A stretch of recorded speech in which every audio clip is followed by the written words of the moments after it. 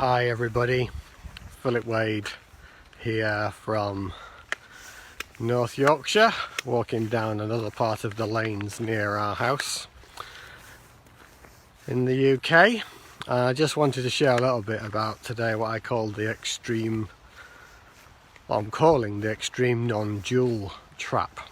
In spirituality, it's something that you can easily come across, and I wasn't again aware of this really until well after realization had been unfolded and integrated. And just to kind of give a bit of context, duality, or the experience of it, is that the world in which we live is all very much kind of focused on duality, and it's a relative experience. Duality relies on things like hot, cold, tall, small. It's opposites basically. And this experience of duality, actually to have experience at all, you need form, which is our bodies, in this case the planet and so forth, time and space, and you also need contrast, which is really the duality bit. Because the self, the true self, is realised as a result of becoming aware experientially of the absolute, the infinite silence, which is absolute. And in that domain, there is no experience in the traditional sense, because there is no time, there is no space, and there is no contrast. It's all uniform. And as that was realised in the form that we know as Philip, that's what became evident, and that was the OMG moment. Now, the extreme non-dual trap sort of stems from this, because as that becomes into people's consciousness, into people's awareness, one of the directions that you can go is that the absolute is all there is, and I don't need to worry about this human experience. This is the ultimate reality, and all this other stuff that's so troubling in life can suddenly be set aside. And you'll hear a language occurring that is extreme non-dual. There is no this, there is no that, and on and on. Now, particularly when that is applied to the human form and the emotional body and experiences, people can be quite dismissive of the human experience and start using phrases like there is no you, there is no emotion, there is no this, that and the other. And this phrase, or this type of phrase, is used constantly to cover all manner of issues that people come across on the spiritual journey. It can become quite cold and very dismissive of people and many other things. This realization of the absolute is extended to the point it becomes a philosophy or a belief system in its own right. The absoluteness is then applied to anything and everything. The thing is that the relative world and the absolute domain, which is central to the realization, are actually not separate. They are one. They are enfolded within each other.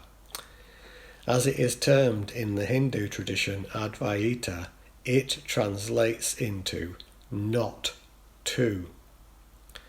So to dismiss the experience of the human domain is missing part of the point, because the true nature of infinite awareness or infinite consciousness or infinite silence, as this is realized, it should also be seen that there is no experience of that without the appearance of the relative domain of form, space, time, and contrast, etc., and actually that this is a valuable experience. This human experience is valuable. Through this human domain, it is possible to come to realize experientially the true nature of the self. If all there was simply the absolute domain, there would simply be no space, no time, no form, no experience whatsoever and forever. Just awareness, that is all. Thus, the experience that we have appears on what I call the green screen of consciousness, just like in the movies. So the trouble is that there are a group of people that express and articulate everything as if it is absolute, and it can be quite dismissive. In my experience, and ultimately, it's actually not helpful to an integrated realization of the self. I have seen it where people have gone down this track over a period of time and then realised they are still struggling with life. And the reason they're still struggling is that the emotional body has not been fully dissolved. That also means the belief systems have not been dissolved either. And people can actually have meltdowns, and essentially what has happened is that the extreme non-dual trap has been fallen into rather than embracing the human experience. Self-realization is not about dismissing the human experience, it's about embracing the gift of experience. But also part of that is dissolving the belief systems and with it the emotional body. Because the emotional body can act like a gravitational pull back into suffering.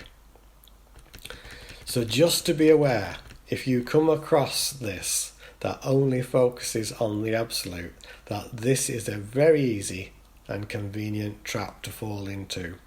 And eventually you're going to come out of that realizing that there is huge benefit and beauty in embracing the absolute and the appearance of the dual experience, for it is only in combination that we have experience at all.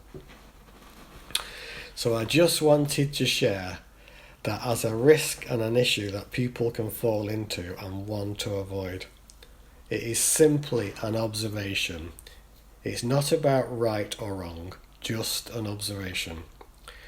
For me, in my experience, it was all very direct, and not having been schooled in Neo-Advaita or extreme non-dual or radical non-duality, it came as a little bit of a surprise to see that these things were actually going on, and that these were things that were occurring. And I just wanted to share today to be aware of this, because you can fall into this trap that leads to other spiritual blockages and other problems further down the line, as the emotional body has not been dissolved. So I'm going to sign off now. It's Philip Wade here from the back lane in North Yorkshire, England. Bye now. And just to add, I've actually voiced over this last part of the video because it got very windy in the last few minutes and people couldn't really hear what I was saying.